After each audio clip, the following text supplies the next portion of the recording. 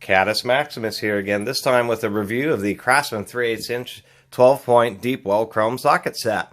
These are pretty handy. I really like having the 12-point 3/8 sockets. Most socket sets, when you buy them, the deep wells that come with the 3/8 are going to be 6 points, so a lot of times you end up having to buy the 12 points separately. And of course you use the 12 points just because it's easier to get the socket on the fastener. And if you're in a situation with a breaker bar or something like that, 6-point fasteners, obviously the bar can only rotate every 60 degrees, where on a 12-point it can be placed at 30-degree increments. So they're very handy that way. I do like these Craftsmans. I actually picked these up used, and they've held up pretty well. They were treated pretty nicely, and so I could respect that. Craftsmans, I did want to mention on the drive side, they're kind of unique here, where they use this kind of odd double cutout. I think that's to help the ball lead into the back of the socket. But every once in a while, if you have like a ratchet where it may have just a slightly undersized square, it will get caught in these divots because they're on all four sides. And it can make it a little bit tricky getting onto a ratchet or even onto a socket strip. Like if we turn it, it feels like it's going on, but it's actually caught in those divots and you have to rotate it again. So that's one thing I was going to mention about the Craftsman sockets. However, an aspect that I do like, if we look down inside here, there we go, you can see that they put the fluting down nice and deep. And some manufacturers don't, some manufacturers do. I tend to like the flutes going deep to the back of the socket, because when you're using a deep well, usually it's over a fastener that has a nut and has the end of the bolt sticking out.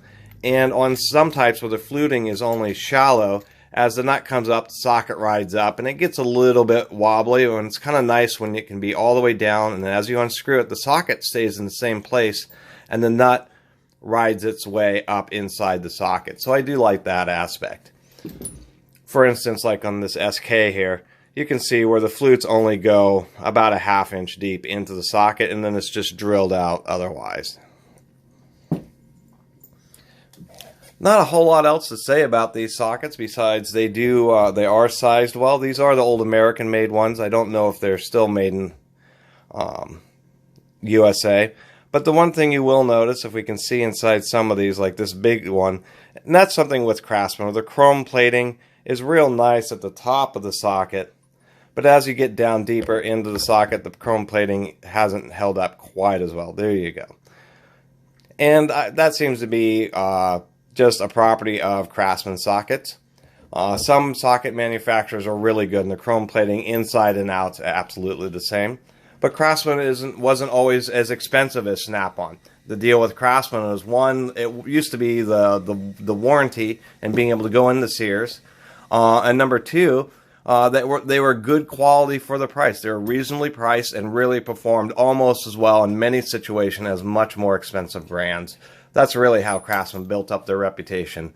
Unconditional guarantees against tools that actually weren't total junk. Not all Craftsman's tools were the best, and we all know that, but a lot of them, just like plain sockets, really were worth the money. Nowadays, they don't have as much justification, although since Stanley bought out Craftsman, they've been trying to really get them into a lot of shops. And if Stanley continues behind that Craftsman warranty, and there may be actually some good years to come for them, if they don't cheapen them out and just make all their tools just really cheap, quality stuff. Anyway, that was another review from Caddis Maximus. Thank you so much for subscribing. If you haven't subscribed, please do.